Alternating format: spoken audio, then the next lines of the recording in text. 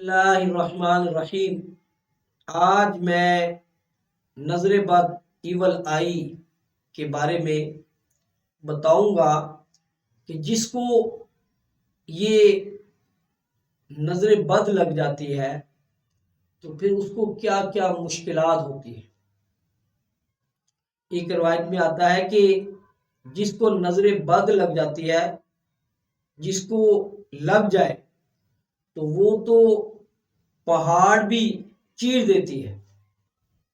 बाज़ औक़ात ख़वातीन घर में परेशान हो जाती हैं कि हमारे बच्चे को क्या हो गया है, वो रो रहा है, वो रोता रहता है, जिसकी वजह से माएँ बहुत परेशान होती हैं। तो बाज़ औक़ात वो ये भी कहती हैं कि पता नहीं इसको नज़र बद लग गई है, तो अब क्या किया जाए, और वो मुख्तलिफ टोटके भी करना शुरू कर देती है।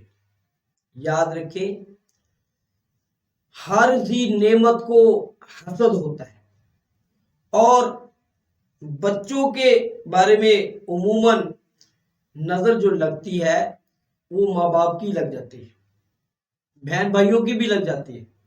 लिहाजा जिस बच्चे को नज़रे बद लग जाए या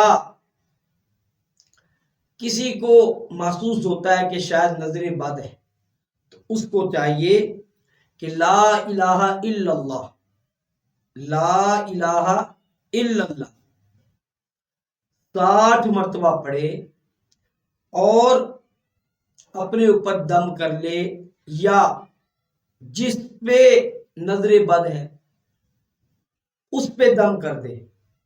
इंशाअल्लाह उसकी बुरी नजर से उसको निजात मिल जाएगी। हमारे यहाँ हम क्योंकि हिंदुस्तान में रहते थे, बहुत सारी आदतें जो है वो हिंदुआना हमारे अंदर अभी भी पाई जाती है। हमें इससे बचना चाहिए। अल्लाह रसूल का जिक्र से अपने मामला संवारने चाहिए। इंशाअल्लाह अगर हम अल्लाह रसूल के मामलात को पेश नज़र रखकर अपने मामलात हल करेंगे तो वो हल भी होंगे।